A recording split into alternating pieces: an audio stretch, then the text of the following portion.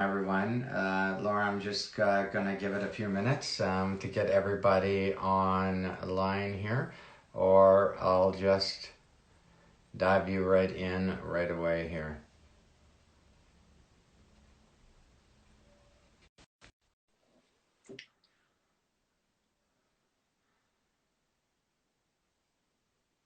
Hey, world. Hey, Laura, how are Hi, you? Raj. How are you? Good. How are you? Good. Yeah, in between the time of our chat this morning and now I threw out my back. I'm got a What? very bad habit of yeah. I had this cane made. I don't know 4 years ago. Martine and I were in Paris, and this guy that does umbrellas, and long story short, had done this cane for me. And oh yeah, so I'm literally I'm getting old, Lauren. We've known each other for No, what you're not. 15 years now, and yeah, my body is going. You're I funny. think But it's a pretty cool cane. You could rock that on a normal day. Yeah, zoom in on that cane. Pretty dope. sadly I've got a pretty good collection of them. Hey Frank, I see Frank's online. Um, and as is Martine. Martine says I am getting old. So um, thank you for agreeing to this chat Oh, with me. so fun. I love chatting with you. Thanks for having me. I've been Yeah, enjoying your lives, so. I've been, yeah, I thank you. I've been taking a bit of a different approach with my audience is very much more the business of fashion globally.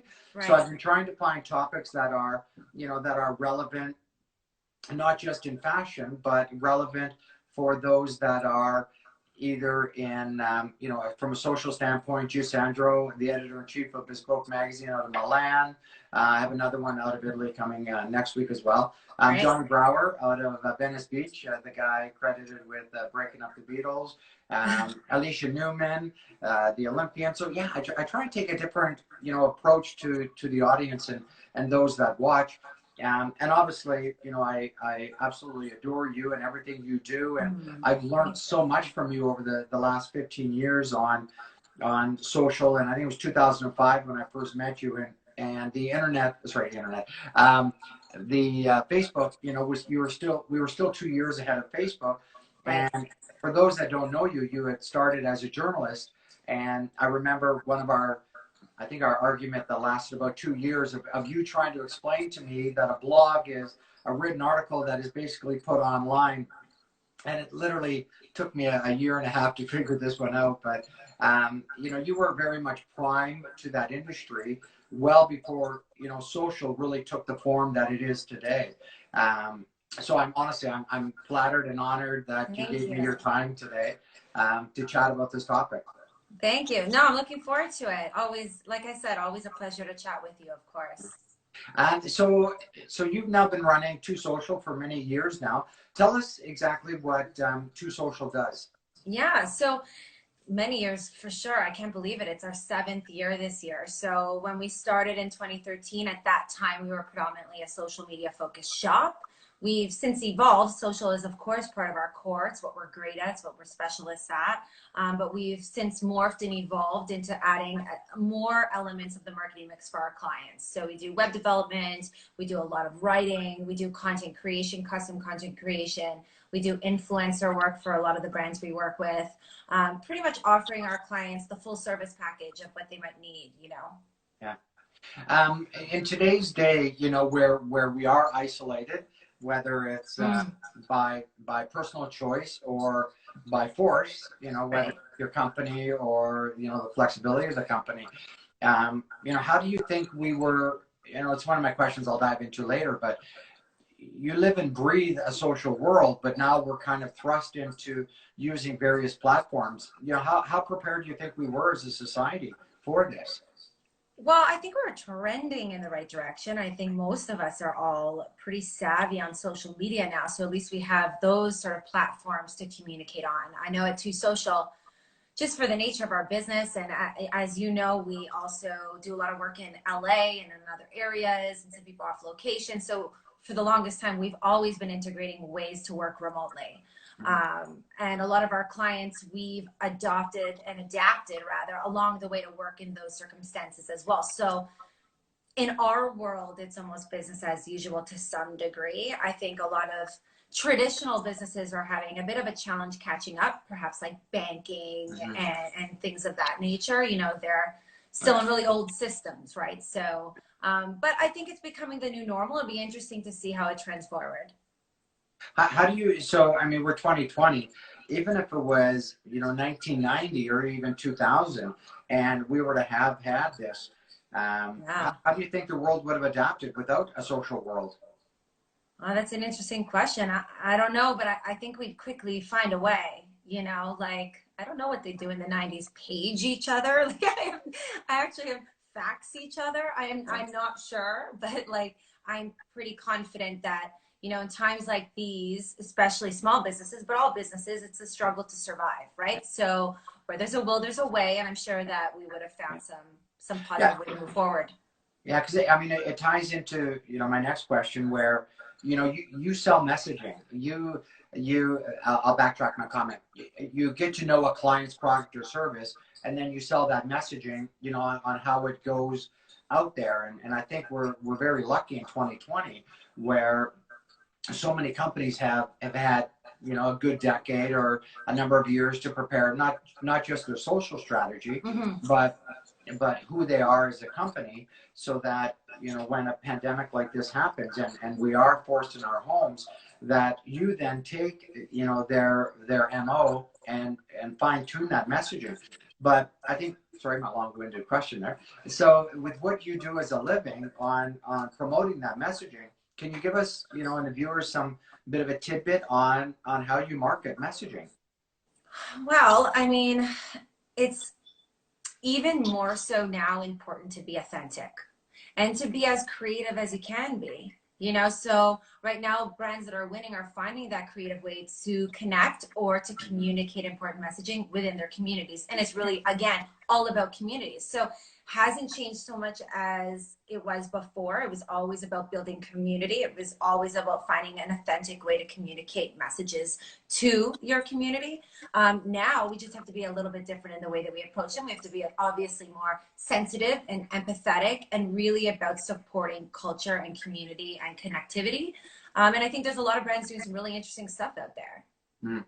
Yeah, community is a big one, and I'll just dive right into talking about generations, whether it's Generation X, Y, this new Generation V that we're in, Generation Virtual, and the sense of community where I'm 52, lost my track.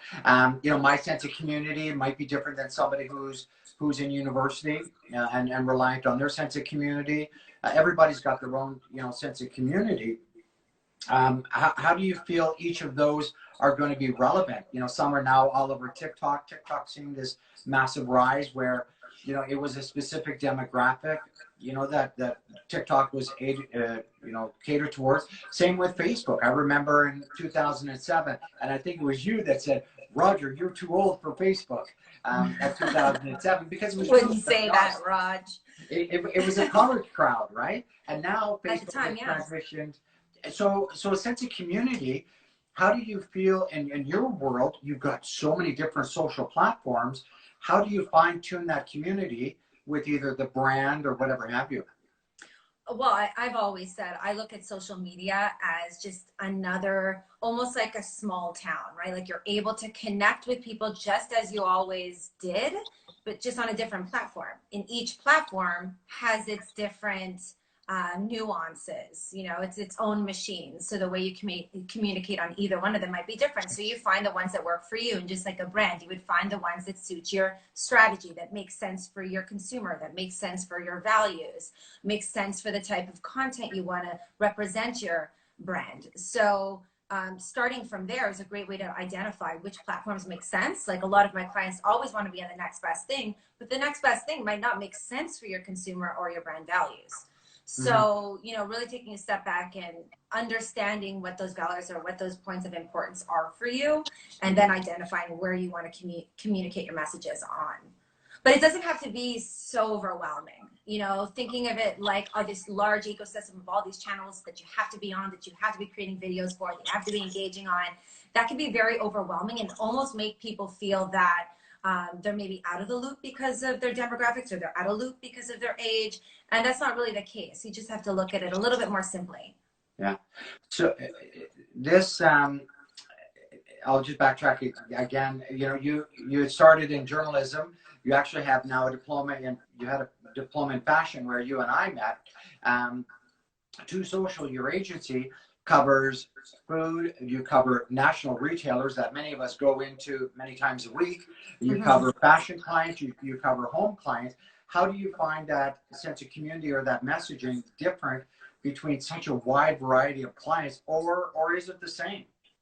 Well, the messaging will be different. The approach we take might be the same. So it's again, I mean, you've seen us. We've had the luxury of collaborating and working on many projects together. You sort of seen how we work. You know, we take a step back and approach each project with the same sort of principles and understanding. Okay, let's do the research. Let's figure out who your consumer is. What type of messaging makes sense? Where we can be creative, and take that approach across the different verticals and the different vast array of different clients we work with. So we have a bit of a system that we work with at Two Social, and the way it might change is really just again in the sort of messaging and the platforms we use. We have some clients we're strictly on Facebook, and we have some clients that we're brainstorming videos for TikTok and influencer work there. So it's really just going to be the strategy that sort of shifts and that messaging. But you know, if that, I don't know if that really properly answered your question, but that's really our steps. You made a comment a while ago that what's going on right now, you know, with COVID, it's not a marketing opportunity. They shouldn't be looking at COVID, the pandemic, as something to capitalize on, but to fine tune their brand messaging as good global citizens. I mean, that can be a tough one. How do you tell a client that, you know, sees an opportunity with COVID, as many of us have seen, you know, many jumping on various bandwagons, and then also being sincere? I mean, it's a fine line to walk. Yeah, I mean, social media should always just be about driving connection and building community. And in times like these, it's tacky to put out large salesy, hard salesy messages. Right now, you see even brands like Bottega Veneta doing their Sunday night recommendations. You see brands like Chanel and Alexander McQueen getting creative with their online presence and doing so many different ways to entertain their community. Drawing classes, you know, adding value through their content. And I think that's an interesting take on building an online community. You know, that's an interesting way to drive connection. It's about building trust. And social media has always been about that. It's about creating two-way conversations between brand and consumer and building trust. And how do you build trust? Through authenticity and shining a light on the values of your business and your brand, giving that behind the scenes perspective, you know, shining a light on the fact that you're human. And I think now is the time to especially talk about those types of things. That's where people can resonate with a brand. Right. So you've got, you know, a brand that is, you know, selling their product or their message. How can they still be a good global citizen on how are you? What are you doing? So instead of transitioning your social strategy on selling your product or service, but literally saying, how are you? Or we're finding brands that are literally just doing yoga retreats in somebody's living room. Totally. I love that.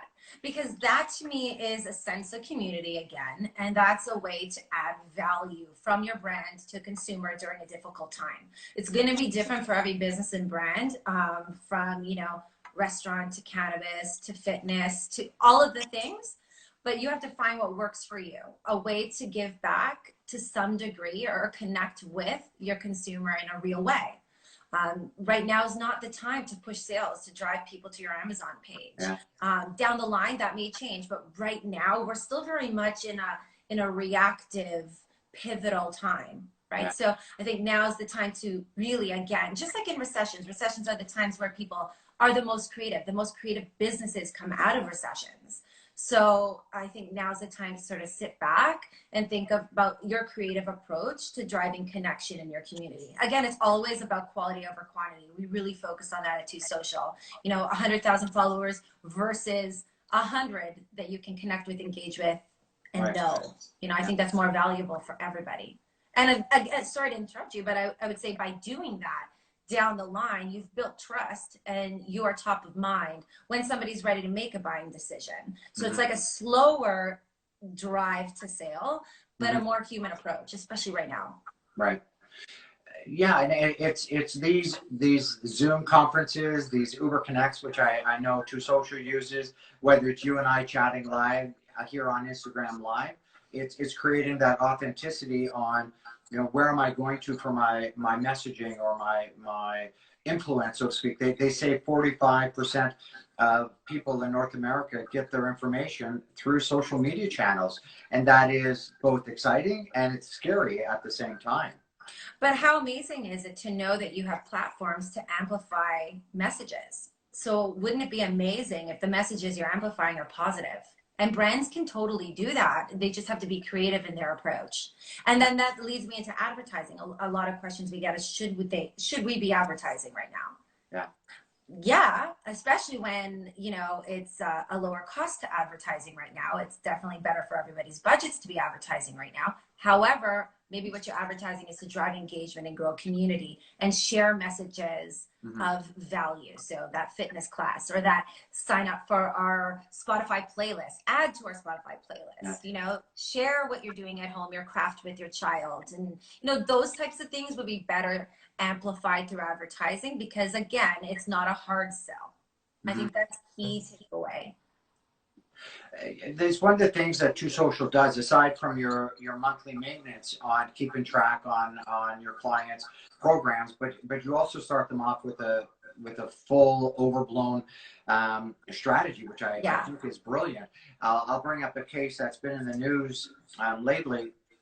I was doing one a while ago, and somebody had made a crack calling me Colonel Sanders, which I think is hilarious. But KFC literally just launched a month ago their finger licking good campaign, and they've just been eviscerated online about, yeah, it might not be the time to be licking your fingers. And I mean, that's been their messaging for decades and decades, and literally had to stop millions of dollars from an ad campaign that they had put into this and to pivot like immediately. And I think that's the scariest thing right now with what's going on, you know, with a company like yourself that are dealing with, you know, so many national accounts.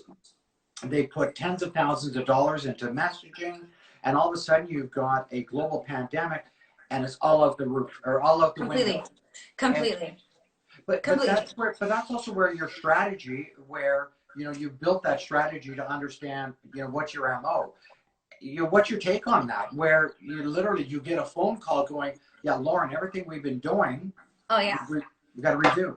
That's been the last couple of weeks, as you know, because I've told you about this. But I mean, generally speaking, I think when you build a strategy for a client, you have to have some form of crisis management weaved in there, and you do have to always kind of plan for the worst. I don't like to be a pessimist, but you do sort of have to have some layer. Now, in moments like this, I mean, how could you ever plan for the whole world's going to work remotely and your whole world's going to change and everything's online? Well, what if you're a company that didn't plan for that, didn't have an e-com site, and isn't really engaged on social, you know? So, and even if you are, we've had a lot of, as I mentioned in the past couple of weeks, all the content we created, all the stuff we've developed for clients, all the campaigns that we've had to put on hold because we have to pivot and change. Nature of life, that's what social media is. Social media is always about reacting to what's happening, what's trending, how we can potentially integrate that in strategy. So you have to be nimble to some degree.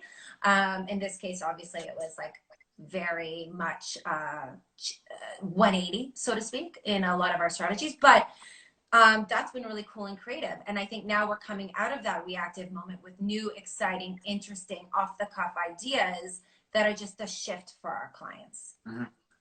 Do you think a specific age demographic was better prepared for a stay-at-home orders where, and obviously this too will pass, but, you know, for the last month and for the next foreseeable future until it slowly goes back to normal, and this is globally, not just, you know, here in Canada. But is there a certain age demographic that you think has been better prepared for this socially? Maybe yes and no. I would say it's a really challenging time for sure to be a senior because we just really have evolved so quickly that, you know, I talk to people all the time, and we do have a large grocery store as a client. they maybe don't know how to online grocery shop, you know, things like that. That might be the generational thing, where it's just technically speaking, they don't know how to interact in the same way. But from a brand's perspective, I think that some brands were a little bit better prepared in their approach to, let's say, content development. I think a lot of people are having a challenge in creating content right now for their brands because of just this remote living, right? And social distancing. How do you create monthly content? I'm sure there will be a way in the next couple of weeks, but you know, studios and such have all closed down. So brands like a vitamin A brand, for example, they had already created this influencer campaign where they've, you know, shot, the influencers themselves have shot a lot of their own custom content, and they're able to leverage 2 to 3 months worth of content created for them by influencers or ambassadors. So I think they were well prepared, and I think they were well prepared because their audience is millennial and younger. So I don't know if that really answers your question, but you know, I don't think it's an age thing. I think the only issue with age is, again, you know, maybe from a technical standpoint. Not everybody's on TikTok, you know, but they're learning quickly. You're starting to see a lot of different ages on there now. Yeah. But do you, from a social standpoint, do you see a younger demographic looking for more transparency than, let's say, you know, somebody in their 50s, where I just need my product or service, I don't have time to research, I want somebody that relates to me, or that understands, you know, my situation, or I have a family, I don't have a family. You know, where is transparent and collaboration, you know, come into play? Because we've talked quite heavily about influencers, and I'm going long-winded with this, but Amy Song, you know, you and I were talking about this comment she made a while ago, where they're encouraging influencers not to back away from their audience, but to have fun. Well, how do you have fun while you're quarantined at home and being sensitive as well? Well, I think the word she used too was like leaning in, which Vogue Business had an article recently that they use the same type of language, where like lean into your community or content, like don't hold up, but just be mindful of it. Just like a brand would be mindful of how you're going to pivot your messaging. You know, it might not be appropriate to talk luxury all day long. Maybe, you know, the top 3 things people are searching right now is fitness and wellness, like meditation and such, hobbies and games, and then the third one, I gotta think on that one. I can't remember what that was. Maybe finance. But those 3 things are interesting ways to sort of shift your content from, if you're a fashion blogger, maybe you're integrating some interior design. So again, it's just about, an influencer would have to also pivot, I think, at this point. Or think about the way that they want to communicate their messaging to their community. I agree. See the trend office here. Audiences look to be entertained or educated. Absolutely. And I think that talks to me earlier saying, like, content of value.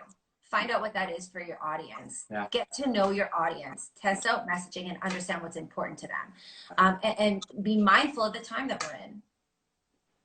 Yeah, and Cynthia with the Trend Office actually just had something, I'm not sure if I saw it on Facebook or on Instagram, where she's a stylist, works with TV shows and a number of others, where she was wearing dresses, she turns and the dress is changing again. Cool. And it was done in her home office. That's right. Yeah, and that's fun and creative to watch. You know, it's a creative take. It's not a salesy message. It's artistic. Yeah. And so I think taking that take on it, like, I thought it was really interesting.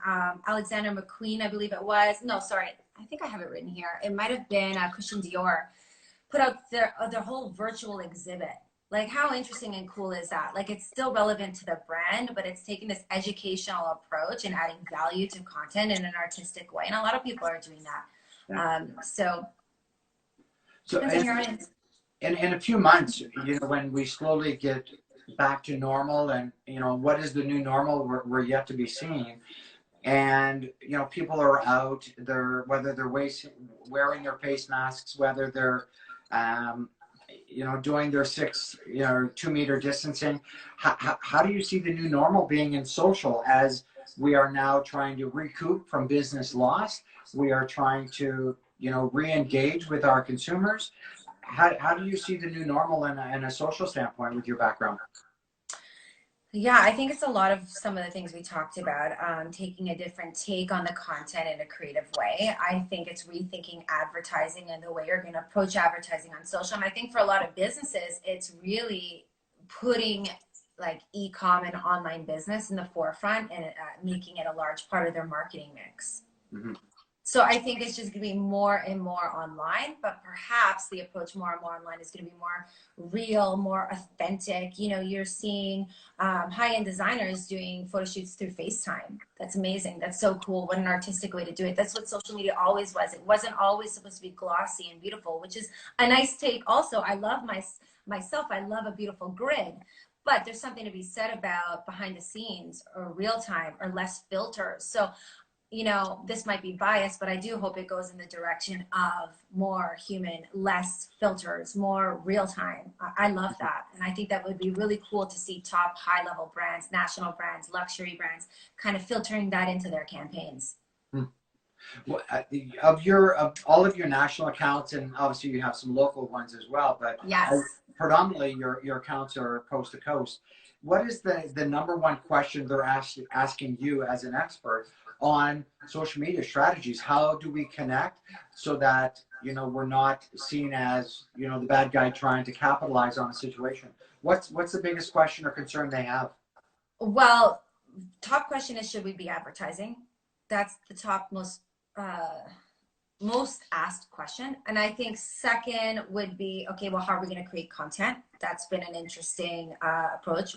We're lucky at Two Social. We're still able to create a lot of custom for our clients, but that's not always the case for, depending on what they're looking for, such as video shoots. We're doing a lot of those, so trying to be creative there. Mm-hmm. That's been a regular question. And then thirdly is how to approach influencer marketing. And then a regular question we're getting from potentially new clients, because our clients would have some degree of a crisis management approach built into their strategy. A lot of people calling us for crisis management support and community management support. Mm-hmm. So a lot at our agency, for our clients, we monitor their brands online on all of their channels. We build FAQs, you know this, and we try to create two-way conversation, and we're managing it all day, every day, from 8 in the morning till 10 p.m., 7 days a week, flipping back responses and feedback to potential customers online within an hour. But a lot of people don't do that. And a lot of people didn't really understand the importance of continuing to do that. We do that because we like to be authentic. We believe that builds two-way conversation and down the line influences buying decisions. So it's been a big part of our approach to clients. And we're getting a lot of asks for that. People are starting to, again, understand just, you know, how important it is to really connect, respond, develop conversation. Yeah. So you've got obviously a strong background in fashion. You were in the UK for a while with your sister, who's a well-known stylist. What do you think fashion companies could be doing differently? Obviously, you're very much an expert with, you know, your company running social media programs. But again, I'll highlight your background in fashion because it's very much part of who you are. What do you see that fashion companies could be doing better, different to connect with their audiences? Well, I think we're starting, there's so many brand examples, but I think we're starting to see a shift in that content. So that real content I was talking about earlier, some of the brands that are building a full-on spring 2020 campaigns, shooting photo shoots, full photo shoots with top influencers and celebrities through FaceTime. I think being creative is key. I also think that, you know, a lot of times clients come to us and it's all about sales, which I get. That's super important, especially in times of survival like these. But I think it's really important to also think about how we're going to build community, how we're going to develop communication around your values and your principles and your point of difference. And I think if we could spend a little bit more time there, because we are a marketing company, and utilize that in a creative way, you know, secondary to that, sales come after. Right. Like, you know, approach your community like a community, like be real. They're humans. They're not bots. So like, how can we develop relationships should be the first thought. I'll go back in history a bit. I think it was 7, 8 years ago. You and I and others were in a board meeting, and, you know, I challenged all of everybody there, you know, who are we as an agency, the Gingerich Group? And yes. It was you that brought up the comment and said, well, Roger, you're a fashion broker. you're not necessarily product based. You are a fashion broker. You connect within various sectors. And for me, it was a big aha moment where I never really saw it that way before, where sometimes it takes others to tell you who you are, who your business is, what your business is. And, your comment to me was, your problem or your challenge, Roger, is to learn how to monetize it. Mm-hmm. And I'm forever grateful for that insight from you, again, 7, 8, 9 years ago. Um, it's leading into my next question, which is it's reinvention. And Douglas Mandel and I talked about it a couple of weeks ago, where in terms of crisis, we have to reevaluate our brand messaging, who we are as a product, whether we're a fashion designer or a major retailer. Reinvention is difficult for some. Some can pivot very simply. At the end of the day, money is what pays our cell phone bill and our mortgage at the end of the month. So it's not as easy as for some as it is for others. I'm again long-winded on this question, on this comment, but we're now forced at home. We're not forced to go to war. We're literally asked to be stay at home in front of our social media devices, so we can research and play. I'm curious, with that background I just mentioned, reinvention in social worlds, or reinventions with whether we're a brand, whether we're an influencer. What is your take on how to reinvent in a social world? Well, I think right now being quick to react and pivot and reinvent is key. Is key. Like I think yesterday I saw this really cool story on Robinhood. The all-purpose flour. They have those yellow bags with the little, I don't know what it is, Robinhood, obviously, on the front. Robinhood, right, forever. Well, they can't keep up to the demand. And so what they've done is just come up with white bags and black writing. Their signature yellow gone right now because they're pivoting and they're changing and they're keeping up with demand. And I think that's really key. And how that's going to be for every single person is going to be absolutely different, from influencer to business to local business to brand. Right now is about survival. Right now is about creativity. Right now we can push the limits and what we want to try. And as long as at the end of the day, you're maintaining humanity, you're being authentic, you're being real, that's really going to be key. Everyone's really sensitive. Everyone's on high alert right now. So, pivot, change, be creative, be that. But again, just be real. Yeah. Now is that a full 180, or obviously you can't disrupt your current cash flow, your current, client base, your market base? How do you recommend people who do want to pivot, in your word, or reinvent their personal brand, their corporate brand, what have you? Do you do that in stages? Do you upset the apple cart, so to speak, with your demographic as it is? Like, how do you do that?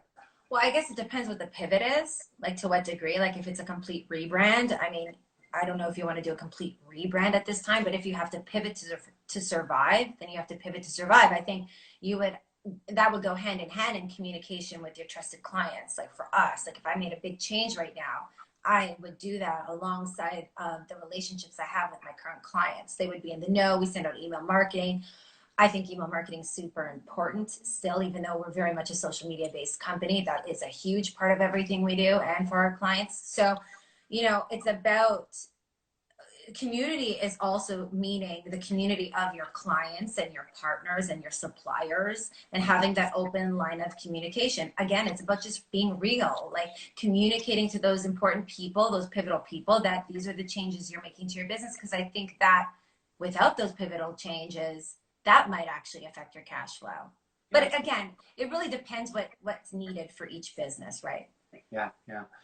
And Two Socials, interestingly set up for that, where, for decades, including my agency, 10, 15 years ago, we were very much, B2B, and Two Socials very much B2B through C, so to speak, where you're very much, engaging with that consumer who knows they're going to see that product, and how the business is going to go through that. How do you see the consumer mindset, where we're besieged with products, with, as social media is now, instituting more of the buy now, more the advertising feature? I remember 2007, 2009, for the longest time, Facebook had 0 ads. You know, same with Instagram, same with Twitter, same with LinkedIn. And now, and quite frankly, same with YouTube as well. And I love my YouTube, but, you know, I'm inundated with ads. But I get it. It's survival for them as well. How do you find as consumers, we live in a social world where we are inundated with brand messaging? Mm-hmm. Well, a couple things. I think we're used to it. I think it's part of the online landscape. You know, we're used to being on YouTube, and if you don't have a premium account, you're getting those ads, or you don't have an ad blocker or whatever it is. Mm-hmm. So we're kind of used to it. I think that this, from personal observance, you're seeing a lot of content like this. You're seeing a lot of lives. You're not seeing as many advertisements, and when you are, they sort of have taken a bit of a different shape. You know, they're not always going to be salesy. You've seen brands, I believe it was Rag and Bone, drop their prices. Well, if they're advertising about that, I mean, that's already a give back a little bit to community. It's a value add. It's a different kind of interesting approach. And it's products that a lot of people love. They're going to likely, that's a communicative message. I would suggest advertising. Mm-hmm. You know, it's lighter. It's in lieu of what's going on. So again, it's about, nothing is wrong with advertising right now. You just have to change your approach. Mm-hmm. And what that approach is going to be different for every single business. Mm-hmm. You got to be creative. You know, you have to think about what is important to your internal stakeholders. It can't be this desperate sales. There's got to be more to it right now. Mm-hmm. We're all going through the same thing right now. Well, and you brought up a point on the creativity as well. And, you know, I think it's one of the reasons you've had the success you've had with True Social is you're incredibly creative first and foremost. And the younger generation are just natural digital creators compared to, again, I'll pick myself in my 50s, where, you know, we've seen cut and paste in the ad industry, then to Photoshop, which was the greatest thing ever. And now we've literally got apps that you're doing it in seconds, you know, for a younger generation. So they're natural digital creators because they don't have necessarily the baggage of the past. Right. And they see the world differently. I mean, Vine was very much ahead of its time, you know, with the 6-second videos, and you literally had 6 seconds to get your messaging across. But at the same point, we are getting inundated.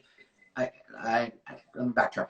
We're not getting inundated. We've just seen so much creativity. I mean, what's the next wave to capture our attention? I guess we're going to see. I mean, some say it's TikTok, right? Some say it's these really cool choreographed videos, dancing. I don't know, make dancing videos. I don't know how long that's going to last. But, I mean, every day is different. Every day is going to change in what creativity means. Again, it kind of goes back to that strategy, right? Like, what is the best representation of your brand? Not every brand should be on every channel. Not every brand should do dancing videos. You know, creativity to some brands where they're doing guided drawing sessions. I just read it here, or creating Spotify playlists. Those are brands like Chanel and Marc Jacobs that are doing things like that. That's amazing. That's so creative. You have brands like the Paris Opera putting out full musicals and ballets to watch and download and stream. I mean, that's cool and creative. You know, that's worth advertising about. That's worth building community about. Right now is a time to build community, grow that email list, as long as you're providing value through your content, right? Mm-hmm. I don't know if that answered your question, Ben. Yeah, no, 100%. I mean, we're in a time right now, they talk about the guppy rule. We talked about it during, you know, my years with Fashion Week on selling that to an advertiser, and the advertiser is, you know, I need that a 6-second attention span. They say a guppy has an attention span of 7 seconds, and the average human being has the attention span of 6 seconds. Thus sorry, what? I'm just kidding. What? Me as well.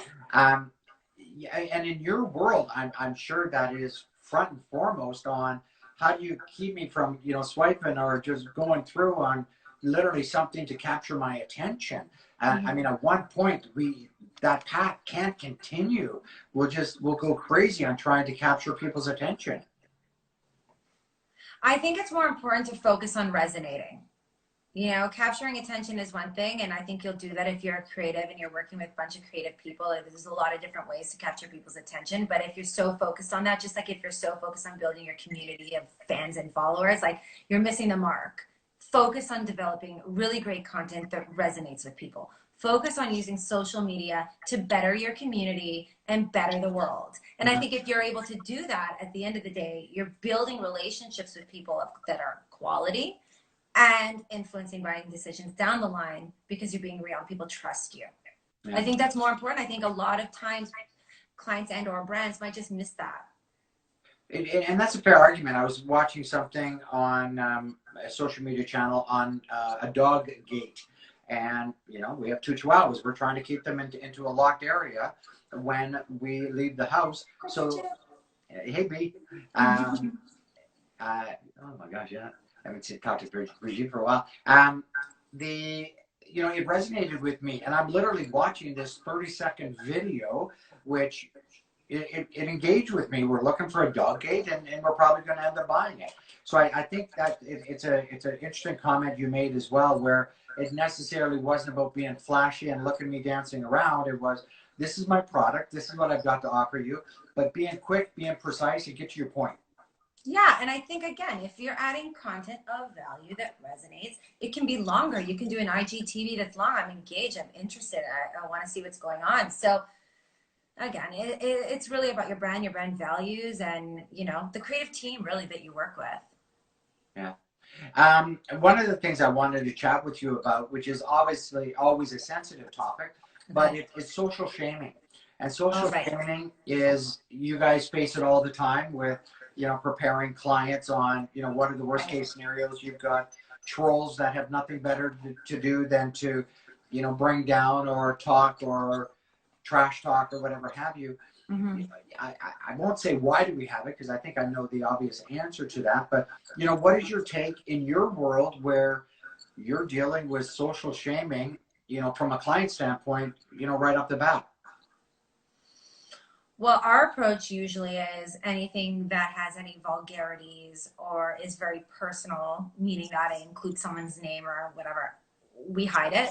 That is our rule across the board. We're an agency that supports positive messaging. Our clients know that. Our clients are aligned with our values in that, so that's our approach.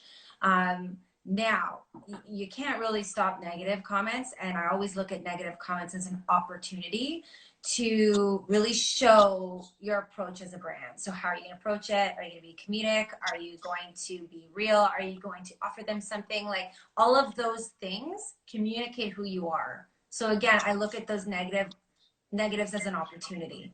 But again, having said that, if it's bullying, if it's vulgar, if it's racist, then it's hidden. And if it continues, then they're blocked. And I encourage everyone to do the same, because we don't need people like that in our community. Do you find it's getting better or worse? I think it's the same. You know, we don't see it a lot on our brands, to be quite honest, but we do have some businesses that are very busy right now because they're essential services. And oftentimes consumers will take the time to reach out when they've had a negative experience versus reach out if they want to say something great. So we do get a lot of that, but you just have to have your FAQs, and you have to have your crisis management, and you have to have sort of your approach to these things. Yeah. And I'm going to steal the word pivot because I keep thinking of the Friends episode, but just to pivot over to the question on word of mouth marketing and advertising, where, you know, obviously word of mouth has been around for centuries and centuries, and, you know, the advent of advertising, you know, it worked more and more, and it's very much more time, you know, now that we're home. And I mean, Martina and I buy a lot of stuff based on recommendations, whatever have you. Do you think that's changing? Aside from what we're going through now, as this will pass, but social media as a whole, the power of word of mouth, whether it's through influencers, whether it's through various channels, you know, what's your take in your world on how powerful that is with your clients? Oh, I think it's key. I think we try to work it in wherever we can, where it makes sense. And again, it's authentic. I hate to overplay that word, but it's the best word to use in this regard. But no, I think it's a great way to reach communities that these influencers or ambassadors or micro-influencers have built a trustworthy audience, like a trusting relationship with their audience, rather. So I think that it's very valuable. And if it's done in an authentic way, then it could be very successful for both parties. I always say that the best way to approach it, and if you read that Vogue business article, which I'm happy to send to you if you want to share with anybody, they talk about this as well. Building longer term relationships with an influencer or an ambassador is more valuable in the long term than paying per post, and it feels a little bit more authentic. So you're building a relationship, this person becomes part of your culture, part of your brand's culture and community. It feels a little bit more real. You brought them in for a longer period. I feel like that's going to be even more so integrated into people's strategies moving forward versus pay per post. Do you find that is it quality over quantity? And I know you and I have had this discussion before. Life is quality over quantity. Everything's quality over quantity. Yeah, but there's a lot to be said for somebody who's got 100,000 followers, 200,000 followers. What does that mean? Right? Because I always say, like, yes, like the number looks really great, but of that 100,000 group, where are they from? You know, how engaged are they? Do they align with your brand's aspirational or audience or prospective consumer base? Like, those are the things. If they do, then oh my gosh, amazing. Of course, there's value there, substantial value there, but it really depends on the brand. You know, if it's a local brand, it might make more sense to work with a micro influencer. If it's a global brand, and then it makes sense to, you know, partner with Chiara Ferragni or something. But it really, again, it goes back to the strategy for the brand. Yeah. Peter's comments there on, you know, how many of them are bots, but how do you actually really tell who's authentic and who's not by numbers or by comments? Well, there's a lot of different ways and tools that you can figure that out. But generally speaking, rule of thumb is, you know, look at their engagement. That's more important than numbers. Like, how many people are asking questions, that are making comments on their photos, that are potentially sharing their content. That would be interesting that's more interesting for a business or brand. Mm-hmm. There's a number, and I'm not going to mention, you know, companies' names, but I won't say they've been dead against, you know, having commerce online or a social media presence.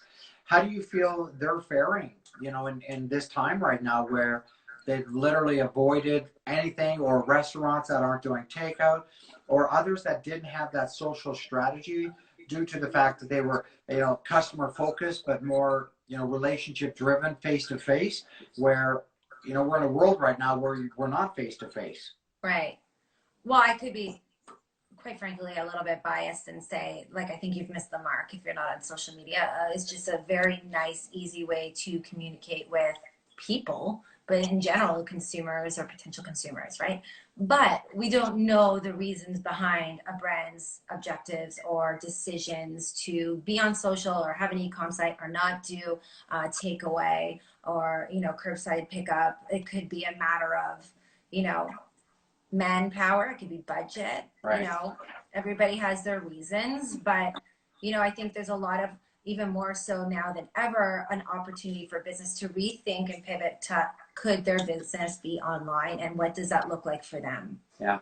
You know? Just taking a bit of a different spin on a different question for me, where, you know, we're all following various countries on how they're dealing with not just a pandemic, but messaging as a whole. You know, some countries, you know, control the messaging. In some cases, it's through a company, and in some, it's literally through an individual. You know, where's that creativity, or where's that inspiration for that messaging coming from? Where do you think the most powerful messaging is coming from? Is it from a country, a company, or an individual? Like, in regards to right now? Yeah, so let's say I want to know, you know, some good health advice, medical advice. Right. And I'm in Canada. Do I rely on Justin Trudeau? Do I rely on the chief medical officer? You're asking me? That's a big question. See my hair? I don't, you know, it's who's in your trusted community, right? Like, who do you trust in your community? I think that's, I wouldn't call anybody out and say, like, this person's fake news. It's really a matter of preference. What people like to listen to, or where they like to gather their facts or their news is really a matter of preference. Mm-hmm. I think where I was Speak going. moistly. Love that. That's so funny. Yes. Sorry? Peter down here was saying speak moistly. He was referencing Trudeau. And his speak moistly. I would have Anyway. done the fingers through the hair if I could, Peter, but it's not happening.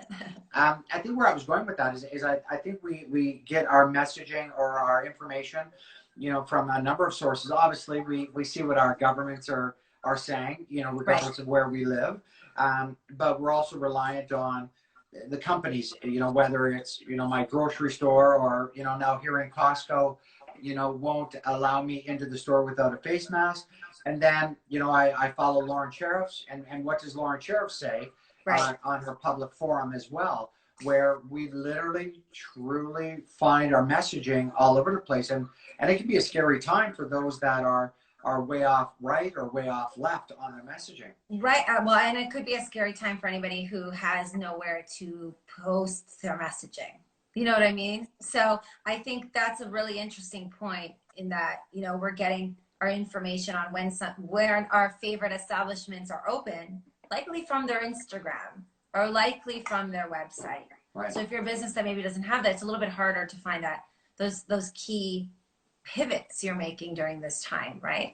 And the people that are doing it well are staying really connected because they're able to communicate more and more and share the messages of what's happening within their businesses. And I mean, it's been really, really interesting. I love to draw inspiration from some of the local businesses that are just doing such a great job in communicating both their efforts with first responders and obviously healthcare workers and their sort of give back to community, small businesses and local businesses doing that right now on such tight budgetary concerns and issues. I mean, it's fantastic. It's hats off, and it's really interesting to watch and see. And just how they're quickly pivoting their businesses and being creative.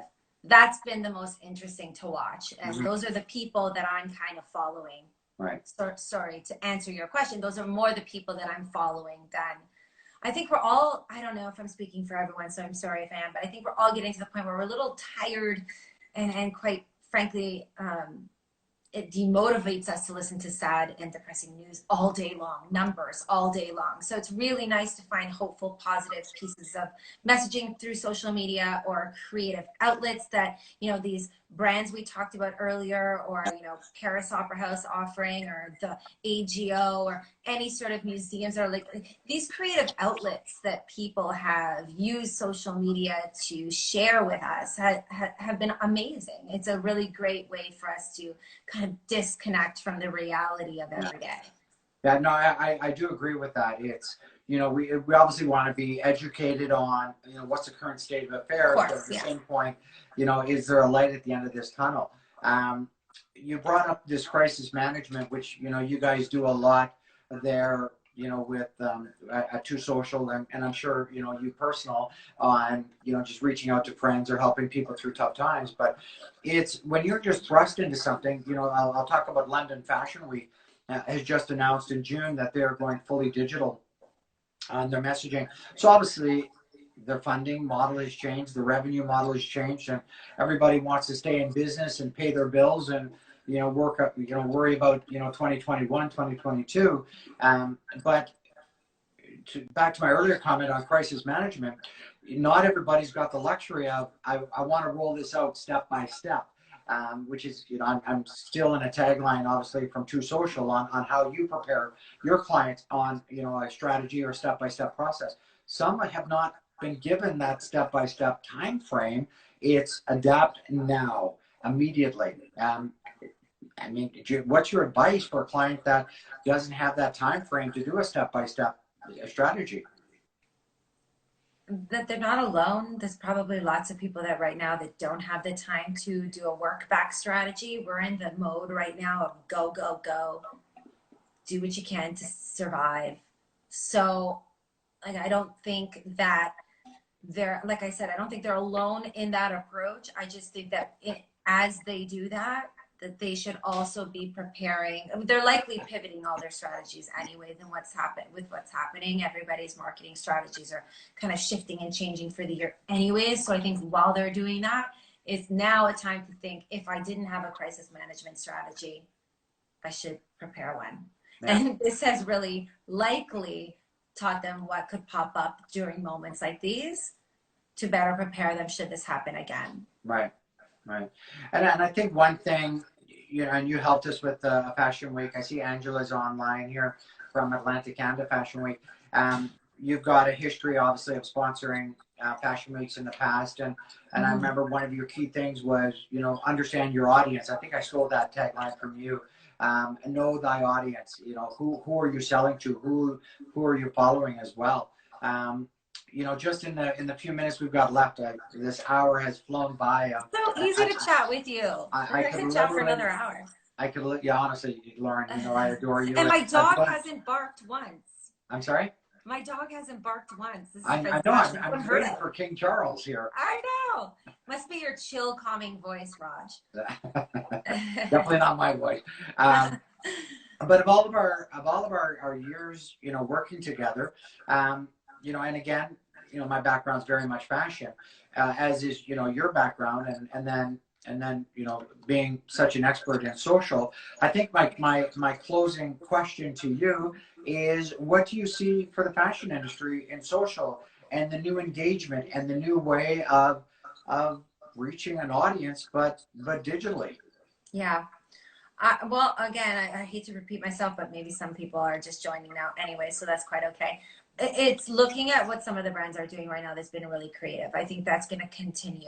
I think that's going to be new trends. So the way that people are working with influencers, again, sort of how I mentioned, those longer term partnerships, I think will be interesting to sort of adapt more into individual strategies moving forward. Sort of building those larger relationships, I think, versus paying per post will be more substantial, more of a trend moving forward, building ambassadors. We've also seen a lot of brands like, which one was it here? Paloma Wool, cool Barcelona brand. They're doing a lot of old school kind of like American Apparel type of, where they're using their team and their internal team and staff and dressing them and having them take photos. So more of like a humanistic approach to developing content. I think that's going to be even more so, especially under sort of circumstances where, like I said, you can't maybe shoot your content the way you had before, month over month. You know, you have to be creative in the way you're going to be sourcing content and developing content. So that might then put a different spin or lens on the type of visuals we're seeing coming from our favorite brands. That would be, I think, cooler and really interesting to watch as well.